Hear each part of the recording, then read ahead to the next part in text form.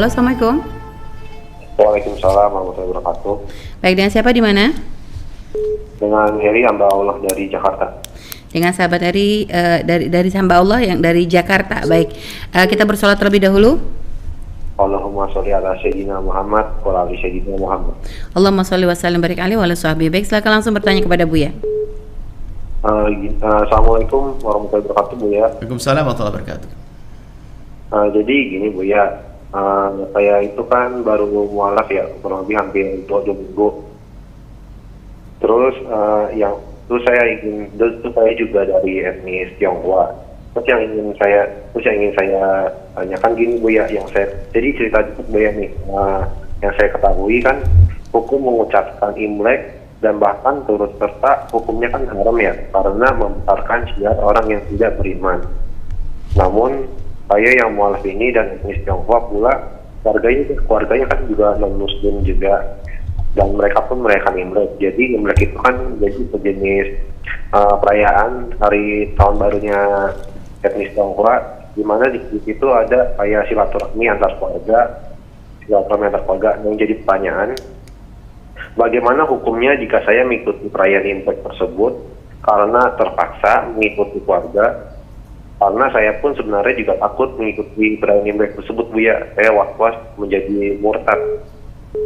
Namun jika saya tidak mengikuti Imlek, maka saya dikira sombong dan dimusuhi dan putus silaturahmi.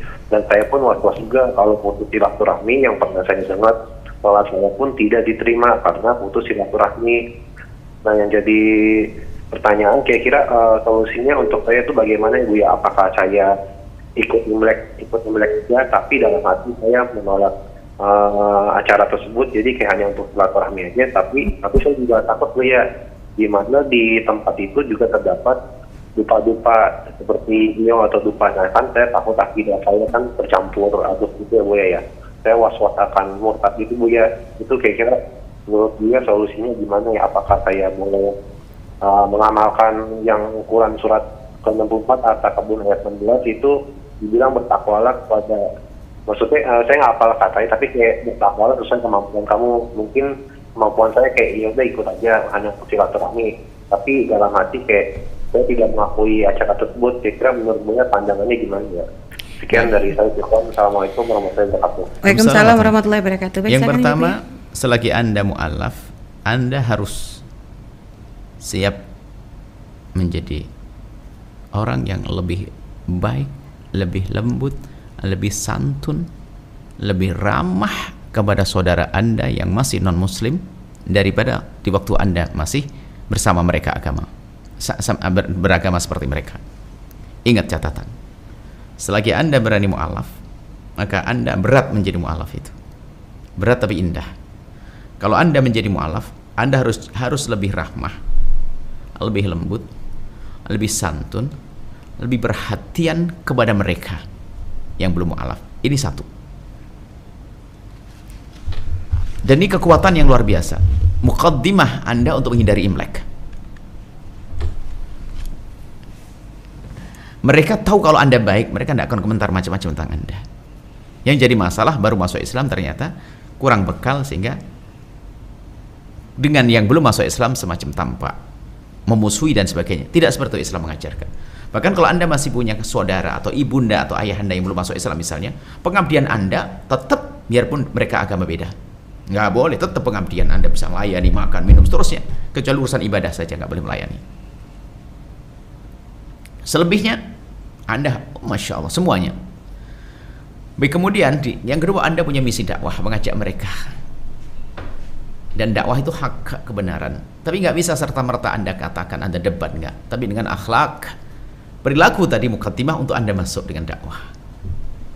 Baik, kemudian setelah itu dalam irama menjaga silaturahmi, menjaga damaian, kelembutan yang kami sampaikan, ada acara.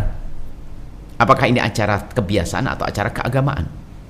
Kalau acara keagamaan yang di situ ada sanjungan-sanjungan kepada selain Allah, maka kita tidak boleh ikut. Kalau ikut, kita bisa masuk wilayah syirik kalau meyakini. Kalau tidak, jelas dosanya. Tapi kalau wilayah atau acara-acara kebiasaan, tradisi yang bukan ada urusan dengan keagamaan, seperti tahun baru dan sebagainya, maka itu ada syiar. Kita tidak boleh ikut mengagungkan syiarnya. Tidak boleh ikut mengagungkan syiarnya. Kita menghadiri syiarnya. Mula-mula seperti ini hukumnya tidak diperkenankan karena Anda akan membesarkan syiar mereka. Lalu bagaimana saya ingin tetap silaturahmi, tapi saya terhindar dari itu semuanya. Maka Anda bisa menjalin hubungan baik sebelum acara itu jauh-jauh hari. Anda bisa membuat program yang Anda lakukan. Mungkin Anda bisa minta maaf kepada mereka. Pas Anda akan pergi ke Jawa, kalau Anda di Sumatera, Anda akan pergi ke Jawa, Anda beri hadiah kepada mereka yang spesial. Jauh-jauh sebelum hari itu, Anda beri hadiah yang menarik bagi mereka. Dan Anda minta maaf untuk Anda meninggalkan tempat itu di hari-hari itu. Kembali nanti setelah itu. Jadi Anda meninggalkan dengan keindahan. Baik. Kalau ternyata untuk ini pun Anda tidak bisa sama sekali, di situ ada ibunda Anda yang mungkin akan marah dengan Anda. Bagaimana? Apalagi Anda membaca ada nada-nada hidayahnya sudah mulai tampak. Kalau Anda semakin jauh tambah hilang. Maka Anda bisa saja menghadiri dalam keadaan ini sudah kasus darurat sudah. Tapi Anda mengambil satu momen. Kan acara kan temponya kan panjang. Ya. Kalau seandainya acara temponya 1 hari 5 jam, Anda mengambil satu session yang sekiranya tidak ada sanjungan kepada Tuhan selain Allah, yang sifatnya kebersamaan. Anda datang melewat begitu saja, selesai. Waktu makan atau apa, atau waktu ini Anda berkumpul, atau nama cengkrama begitu, Anda masuk di situ, selesai. Ini adalah dalam keadaan apa? Tidak bisa yang pertama khawatir nanti menjadi sebab semakin jauh dan permusuhan, dan Anda mungkin masih ada di lingkungan rumah tersebut. Tapi selagi Anda bisa menghindar dengan cantik, itu kecerdasan Anda. Kecerdasan Anda menghindar dengan cantik, sehingga tidak akan ada yang sadar. Cantik, oh mudah sekali Anda punya seperti itu. Jadi dengan begini Anda mengamalkan dua-duanya. Anda ingin menjaga ketakwaan Anda semampu Anda, sebisa mungkin. Di sisi lain Anda tidak akan memutus tali persaudaraan dengan mereka. Berpikirlah terus untuk itu, dan cukup apa yang ada di benak Anda ini sudah cukup untuk modal menjaga diri Anda, sehingga Anda bertanya seperti ini. Tetap jalin hubungan baik dengan mereka, hindari acara-acara keabaannya khusus. Termasuk pernikahan pun Anda harus milih keadaan. Pernikahan kita boleh mengucapkan selamat pernikahan kepada saudara yang non muslim. Tapi kita harus memilih, misalnya kita memilih semua session atau masa waktu yang sekiranya tidak disingkap aurat di situ. Kemudian pokoknya yang atau kalau iya ngambil tempat yang sekiranya Anda aman, menghargai mereka, selesai. Indah Islam tuh. Islam mengajarkan keindahan seperti itu. Baik, Masya Allah Bu ya. Tapi adapun kalau misalnya ada kebiasaan memberikan hadiah di hari tersebut Bu ya, apakah diperkenankan juga untuknya memberikan hadiah Bu ya, misalnya? Untuk? Misalnya itu memang sudah menjadi satu tradisi dalam keluarga, jika ada acara perkumpulan seperti itu, ada hadiah yang dibagikan, saling berbagi hadiah. Boleh, kita nah itu boleh kita Bu ya? Kita boleh memberi dan boleh menerima. Nggak ada masalah. Dan kita memberinya apakah tidak termasuk mensyiarkan Bu ya? Sebelumnya, bukan waktunya. Kalau bisa kita memberikan sebelumnya Bu ya? Jauh-jauh sebelum. Sama hal-hal yang sekiranya kita sebelumnya. Atau mungkin bisa setelahnya. Kalau setelahnya sudah terlanjur prasangka buruk. Begitu Bu ya. Sebelumnya. Baik Bu ya. Jadi sebelumnya bahkan terserah mau dipakai apa. Bahkan kalau kita bisa beri hadiah yang sekiranya nggak akan dipakai untuk itu. Kalau hadiah jam, hadiah cincin, hadiah ini kan nggak akan dipakai untuk itu kan misalnya. Tapi kalau hadiah bunga-bunga ya. Jadi kasih hadiah sebelumnya untuk menata hati. Baik. Masya Allah. Baik Bu, terima kasih Bu. Dan tadi kepada hamba Allah ya yang di Jakarta, semoga tadi itu solusi dari Bu ya, artinya bisa coba Anda bahkan amalkan. Sebesar apapun hadiah Anda berikan, Anda punya pahala double itu. Pahala untuk menghindar dari keharaman yang Anda takutkan. Pahala silaturahmi, jangan remehkan. Keluarkan rezeki yang hadiah yang gede. Yang pantas Bu ya. Pantas, nggak ada masalah. Jangan menganggap udah ada pahalanya. Ini kan non muslim. Oh enggak.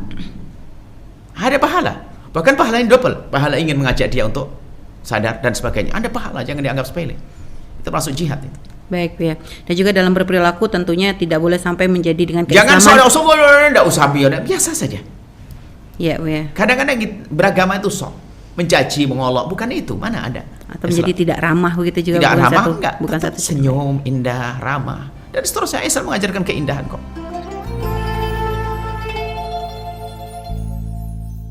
Sahabat Al-Bahjah TV, setelah menyaksikan video ini, jangan lupa bersolawat kepada baginda Nabi Muhammad. Shollu ala Nabi Muhammad. Allahumma sholli alaihi wa ala alihi wa sahbihi. Wassalamualaikum warahmatullahi wabarakatuh.